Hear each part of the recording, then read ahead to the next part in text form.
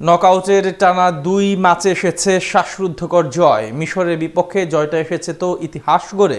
যে আর্জেন্টিনার বিদায় দেখে ফেলেছিল ব্রাজিল পর্তুগালের সমর্থকেরা, সেই বিশ্ব চ্যাম্পিয়নরাই কিনা পৌঁছে গেল কোয়ার্টার ফাইনালে, যেখানে আবার অপেক্ষা করছে নতুন এক চ্যালেঞ্জ। দিতে হবে আরও কঠিন পরীক্ষা সেমিতে ওঠার লড়াইয়ে। তবে প্রতিপক্ষ হিসেবে কাদের পেল আর্জেন্টিনা, তাদের শক্তিমত্তাই বা কেমন? নানা নাটক আর অনিশ্চয়তার ভিড়ে কোয়ার্টার ফাইনালের টিকিট নিশ্চিত করেছে বিশ্ব চ্যাম্পিয়ন আর্জেন্টিনা। মিশরকে ৩-২ গোলে হারিয়ে পৌঁছে গেছে সেরা ৮-এ, যেখানে অবশ্য তাদের জন্য অপেক্ষা করছে নতুন এক চ্যালেঞ্জ। সেমিফাইনালে ওঠা মোটেই সহজ কিছু হবে না আকাশী নীলদের জন্য।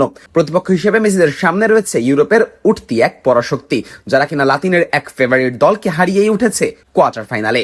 মঙ্গলবারের রাতটা ছিল শুধুই আকাশী নীলদের জন্য, যদিও এই রাতের প্রথম ৭৮ মিনিট আর্জেন্টিনাকে পেতে হয়েছে শুধুই হতাশা। কেননা প্রথমার্ধের শুরুতেই ১ গোলে পিছিয়ে থাকা, এরপর পেনাল্টি পাওয়া সত্ত্বেও লিওনেল মেসির গোল করতে না পারা, আবার দ্বিতীয়ার্ধেও কাউন্টার অ্যাটাকে গোল হজম করা, সবকিছু মিলিয়ে খাদের কিনারায় দাঁড়িয়েছিল আর্জেন্টিনা।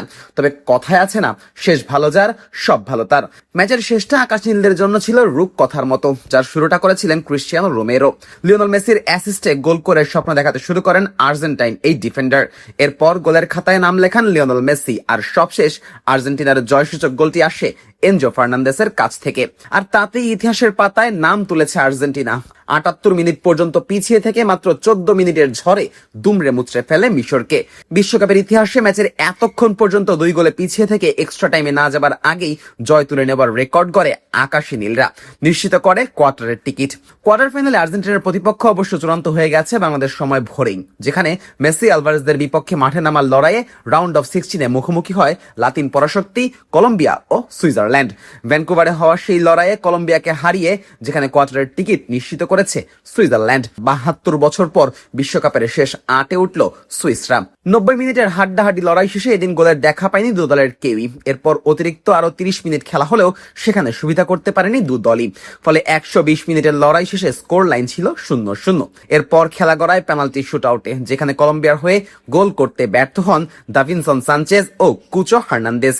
এর মধ্যে হার্নান্দেসের শট আবার রুখে দেন সুইজারল্যান্ডের গোলকিপার গ্রেগর কোবেল, আর সানচেজের শট চলে যায় গোল পোস্টের বাইরে দিয়ে। অন্যদিকে সুইজারল্যান্ডের শুধু ম্যানুয়েল অ্যাকানজি মিস করেন, তিনিও বল মারেন গোলবারের উপর দিয়ে। যদিও অ্যাকানজির সেই মিসের মাসুল গুনতে হয়নি সুইসদের।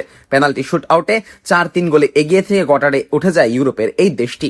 সেমিফাইনালে ওঠার লড়াইয়ে তাই আর্জেন্টিনার প্রতিপক্ষ এখন সুইজারল্যান্ড। ম্যাচটি শুরু হবে আগামী ১২ জুলাই রোববার বাংলাদেশ সময় সকাল ৭টায়, যাদের বিপক্ষে বিশ্বকাপের মঞ্চে এর আগে দুবার মুখোমুখি হয়েছে আকাশী নীলরা। দুবারই অবশ্য জয় তুলে নিয়েছে আর্জেন্টিনা। এবার দেখার পালা তৃতীয় দফায় এসে সুইসরা কি ম্যাচ বের করে আনতে পারে, নাকি আবারও জয় নিয়েই মাঠ ছাড়ে বিশ্ব চ্যাম্পিয়নরা।